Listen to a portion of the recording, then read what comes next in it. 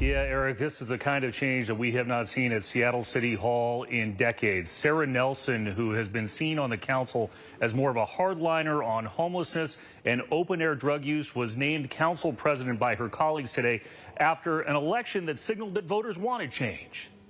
I, Joy Hollingsworth. One after another, I, Maritza Rivera. Seattle's new council was sworn in.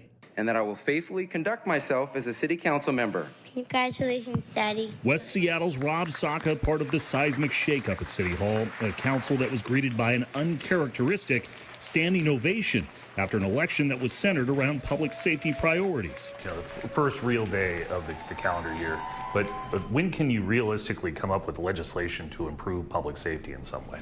Yeah, well, public safety, I think, is the #1 thing that got me in office. Saka was pressed for his top 4 priorities in '24. My top 4 priorities in 2024, improving public safety, taking action on homelessness, addressing the affordable housing crisis, and then also focusing on the basics. Accountability is on my mind, and as we go into this year's budget season, making sure that we're giving an eye to the programs that we are funding and making sure that they have the outcomes. Maritza Rivera highlighted policing as well. Joy Hollingsworth is her fellow new council colleague. The fundamentals of our city have to be prioritized for us to continue to grow. The functionality, not politics. We've got a fresh start. Now let's get to work. That work begins in earnest this week. Another couple of notes. Bob Kettle, who is representing downtown, was named public safety chair. He and other new council members signaled today that they expect to have a new contract negotiated with the Seattle Police Officers Guild this year. Also, Teresa Mosqueda, who has been a council member for several years, officially stepped down today after she was elected to the King County Council by city charter. That now triggers a appointment process. The new council members will select their new colleague. Applications begin tomorrow. That's the story for now. Live at Seattle City Hall, I'm Chris Daniels, KOMO News. Advanced placement courses are popular among high school students looking to earn college credit. The latest addition to the roundup, AP African American Studies.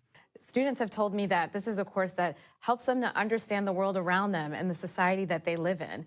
It's so important because this is pivotal to our full understanding of not only American history, but also the ways that Black communities have uniquely connected the U.S. to the broader world. That's Dr. Brandy Waters. She led the development of AP African American Studies. The curriculum sparked controversy among some conservative lawmakers in 2023 and was revised and released by the College Board in December after months of conflicts with Governor Ron DeSantis and the Florida Department of Education over what it should include. Critics say the original course pushed a political agenda covering topics such as Black Lives Matter and LGBTQ life. Dr. Waters says the revised course was built with inputs from over 300 faculty and high school teachers across the country, along with subject matter experts.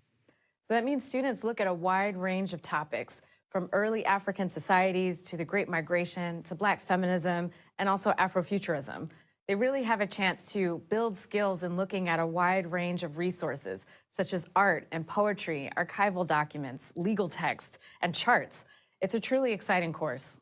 Dr. Waters says it's important high school students across the country are exposed to this discipline. Because it is the course that students consistently request. As you mentioned, most of us don't have access to a deep dive in African American studies until we get to college. So this course really gives students an opportunity to learn what matters to them. The new course will also cover African Americans' contributions to the arts and sports and the civil rights movement, to name a few. Roughly 13,000 students across the U.S. are currently piloting the revised course. Tyra Majors, KOMO News.